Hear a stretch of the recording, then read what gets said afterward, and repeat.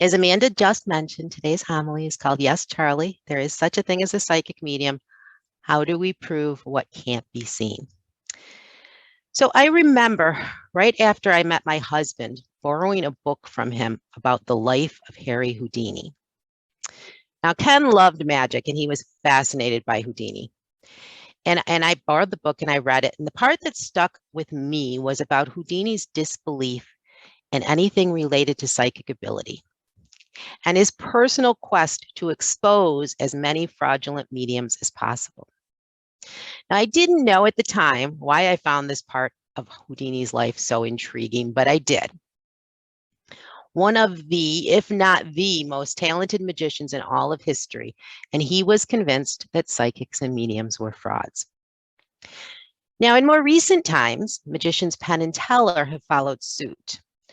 In order to prove how fraudulent this work is, Penn Jillette had his girlfriend at the time, an improv actress, set up a booth with a sign out front stating that she was doing free readings. Now, she'd never done a psychic reading before, and to prepare, I think she read one book. I don't even know what the book was. Now, she had about 20 people show up for the readings, and everyone was so impressed, even those people who regularly visited other psychics. They said it was the best readings they've ever had. 5 of the people actually ended up in tears because they were so touched by her readings. Now, not long ago, I was doing some research on the Long Island medium for a piece that I was writing, and I kept coming across articles that called her a fraud. And my fascination with the subject just reared its head again. And it's now a more evolved fascination, right? Because I do the work now. So it seemed even more important for me to be able to wrap my head around the subject. And then a couple of weeks ago, we had a boosted Facebook post on the ISD page, and somebody commented on it.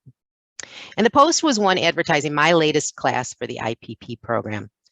And the man who commented, and for this homily, we're going to call him Charlie. He stated, "What do you call a psychic medium?" Oh, that's right, a fraud. And that's when it became apparent to me that I was meant to tackle this subject and that I'd been being led to it for a long time. Now, it might seem a little ironic to provide this message for somebody who doesn't believe in this work by doing this work, but I was actually guided to approach this homily a little bit differently, and I channeled a message through automatic writing. So rather than a standard reading, I'm going to share this message with you throughout the homily. My team, the we, identified the message as being delivered by an energy named Lillian. So I'm going to begin with her message.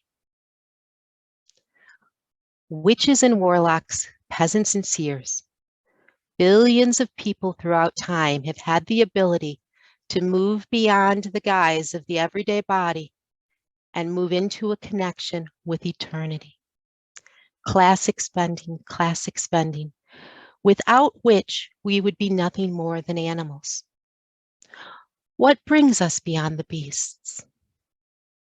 The ability to speak to each other without words from a place of love. The ability to speak to those without a form as easily as we speak to those who travel beside us. It is our birthright and will bend with us always. Thin membranes are all that separate us. As in the cells of our bodies, the veil is the same, flows through what is needed, retains what should be held back. Benches begin within. What are the expectations? If we cannot see it, then it cannot be, can it? Lesson is we see not air. We see not emotions. We see not the movement to and from our hearts. Lesson is that very little of what is seen. Very little of what is exists in a form that can be viewed through the lenses of the human eye. Faith or form. Begin with the beginning. First in the bodies heard the voice of God. Move forward. Mystery schools indeed. Throughout time immemorial have been the voices, the visions, the words, the deeds, reflecting the divinity within. No more, no less. So let's stop here for a moment. First in the bodies heard the voice of God. We know the story of Adam and Eve, Genesis from the Old Testament. Adam and Eve cast from the Garden of Eden. But even so, they continue to hear God speaking to them and feeling the presence of the divine in their lives, even after they have fallen. Seers, prophets, oracles are mentioned through recorded history. There have always been stories about people who had the ability to communicate beyond the seen world. As we developed as a species, that ability to interact with the unseen continued, and the knowledge and understanding was passed along for generations through oral traditions and through mystery schools. Basically, oral traditions were in the form of mythology, fables, or parables to begin seeding some of these ideas in the general population in a way that they could accept. So here's an example that speaks pretty well to the issue of people not believing in these abilities. In Greek mythology, Cassandra was a Trojan priestess, the daughter of King Priam and Queen Hecuba. And the god Apollo gave her the gift of foretelling the future. And then he tried to sleep with her. When she rejected him, he cursed her so that she would always utter true prophecies, but never have anyone believe her. So those who were open and ready to dive further in received this ageless wisdom and esoteric knowledge from secret or underground schools. Ancient Egyptians began these types of schools. Author John Anthony West states, the term mystery school comes directly from ancient Egypt and refers not to a specific time or place in ancient Egypt, but rather timeless secret teachings passed down through word of mouth, through priests and priestesses, initiates and royalty, and encrypted into the temples themselves, concealed and enshrined behind a veil of hieroglyph and symbolism. Now, the passing of this knowledge, these traditions of how to tune into our innate divinity, they had to be secret because there were a lot of people who saw the teachings as sacrilegious or dangerous. So often the initiates feared for their lives. The mystery school traditions have continued through the ages, and we still see them today in secret fraternities like the Freemasons. Even organized religions addressed this subject. The Catholic religion refers to the charismatic gifts, the gifts of spirit. These charismatic gifts were gifts given to regular people directly from the Holy Spirit and included the gift of prophecy, the gift of healing, the gift of tongues, and two of the more interesting ones, the word of knowledge and the word of wisdom. The word of knowledge was about knowing something that you had no way of knowing. So for those of you who just took my class on the clairs, sounds a lot like claircognizance, doesn't it? And the word of wisdom was the ability to know how you were meant to apply that knowledge you received. It wasn't just about receiving the knowledge, but being wise enough to understand what you were meant to do with it, whether it was to take some type of action or teach it to others. And these beliefs, they're really not from the distant past. In June of 2016, there was a letter sent by the Vatican to the bishops of the church called Evanescit Ecclesia, if my Latin's even close. The church rejuvenates is what it meant. And the letter discusses these charismatic gifts and how they can be recognized and integrated into the church. So let's return to Lillian. She's going to be addressing Charlie soon. Magic indeed, science in theory. We ratchet up to the next notch of time and space within eternity. No more able to decipher than we were before. Different explanations is all. No difference in the foundational truth, only in the way it is expressed. Belief in always or trapped in through time? No. What would be the point? And if we are eternal, if we continue, then our impact is endless, and our stories are printed upon time itself, to be read by anyone who is so included in the gifts that have been given. Do all have the ability? Yes. Do all have the desire or the belief that is necessary? No. And it is okay. It is okay not to believe in any but what I can see. But if one does not believe in telepathy and energy and the ability to reach forth through the membrane, then there are many answers that make no sense, do they? Where do we come from, Charlie? Where do we go? To dust, to dust, to dust.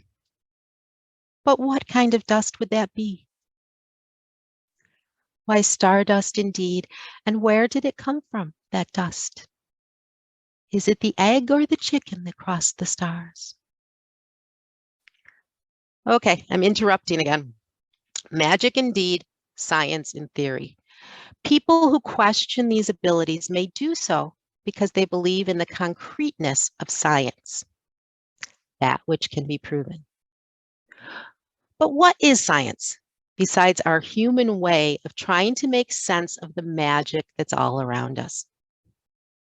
Scientists have figured out ways to capture the unknowable, the unseeable, and quantify it. Know it and see it.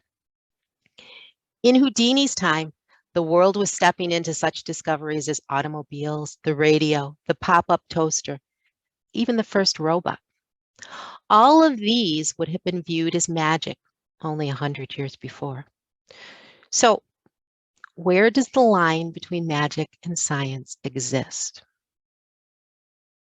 As an example, let's think about mediumship. When I began planning this homily, I had a dream. And in it, I saw the fortune from inside a fortune cookie. And it said on it, the only way to prove the other side is to ask our loved ones. So you can go to a medium to ask your loved ones for evidence of the other side.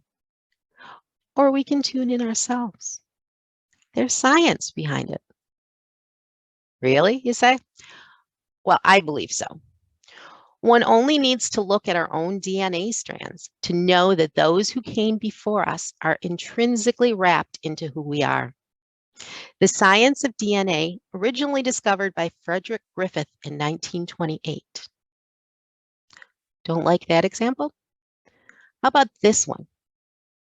Quantum entanglement, originally theorized by Erwin Schrödinger in 1935. Now, I don't know very much about it, so I pulled this quote from an article on Caltech Science Exchange. Entanglement is at the heart of quantum physics and future quantum technologies. Like other aspects of quantum science, the phenomenon of entanglement reveals itself at very tiny subatomic scales. When two particles, such as a pair of photons or electrons, become entangled, they remain connected even when separated by vast distances.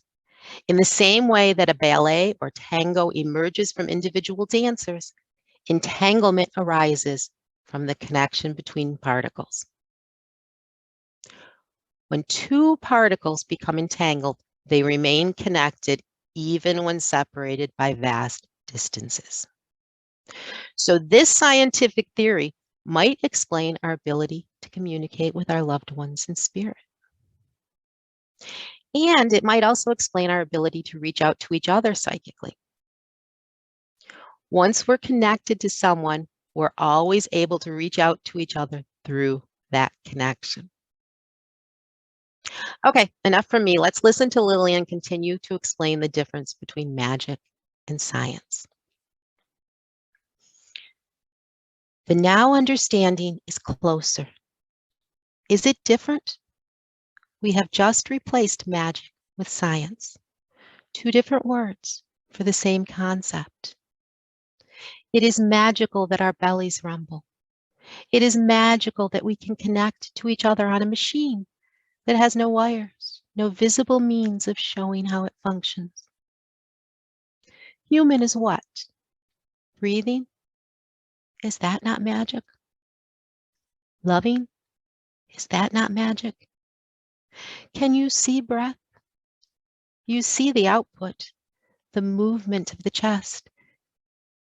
You feel the flow in and out, but do you see it? Can you prove that breath exists? Where does love begin and end? What is love? Is it an emotion? A feeling? A physical reaction or a calculated response? What color is love? Is it smooth or rough?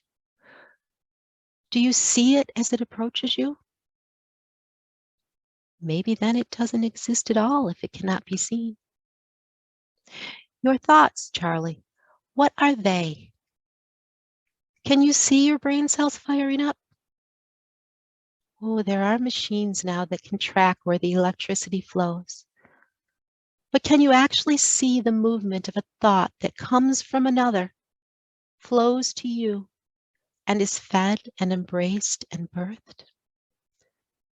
There is no visible track that marks its coming from the book or the newspaper you have read, or that maps what paths your thoughtless comment takes on its journey.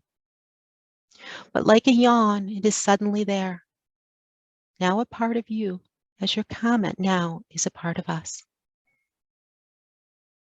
If we only believed in what we can see, then we would still be living with the beasts in caves. Trust. Community living required us to trust in something that couldn't be seen. The kindness and compassion of others, something that cannot be measured. Somewhere in the magic that is, we exist. Not as the dust you believe we will return to, Charlie. If we began as dust, if we return to dust, then what is it that happens in between those two dusty moments that created us, that makes our uniqueness, that allows us to be more than just animals? What do you define that as, Charlie? The usness. If we are only dust, then why are we at all? Birds fly automatically. They do not question why they go from one spot to the next. They follow the flock and move with the wind. But where does that instinct come from? Can you see it, Charlie? Can you see what force it is that leads a bird to move from a place of cold to a place of warmth? Okay, so back to my voice for a moment. Remember that I started this homily out talking about Houdini and Penn and Teller and the Long Island Medium. Now, I could do a whole homily on Houdini for sure, but let's just take a moment to look a little closer at him now. What started him on the trail to deciding that he needed to seek out and expose mediums who were frauds? Well, apparently he was very close to his mother. When she passed away in 1913, he was devastated, and he remained grief-stricken for quite a while. About 7 years later, he went to the wife of his close friend, Sir Arthur Conan Doyle.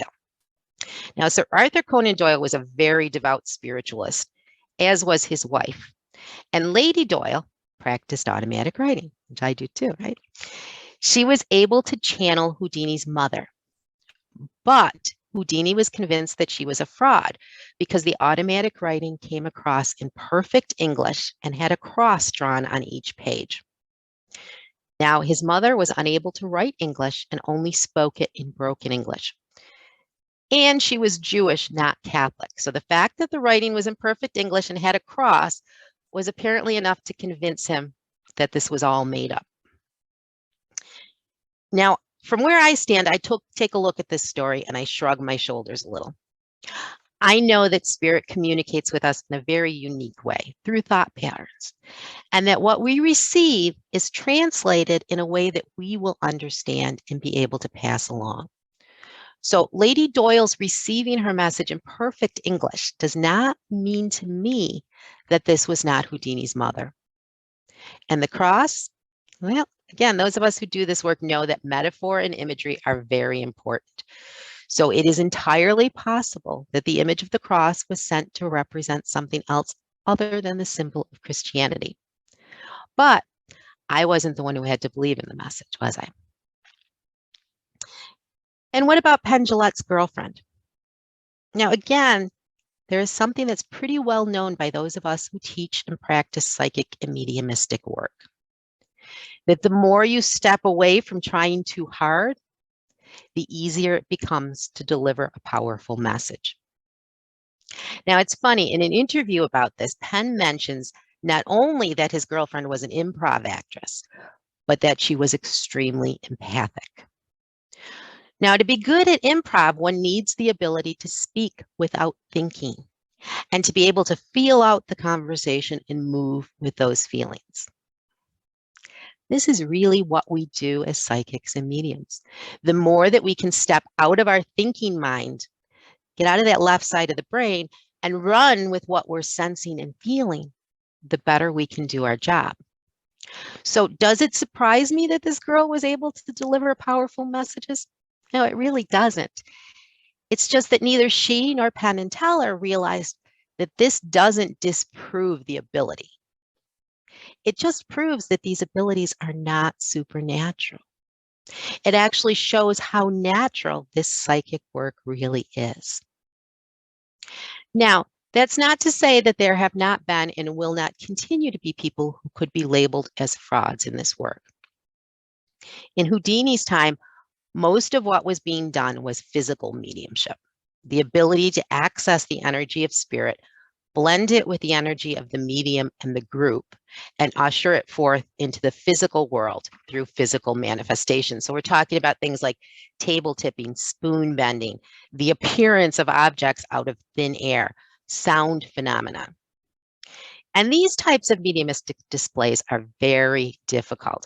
Physical mediums will work for years with closed groups to access and build the energy of spirit within the group energetic dynamic before these physical manifestations happen. And even then, they rarely happen on demand.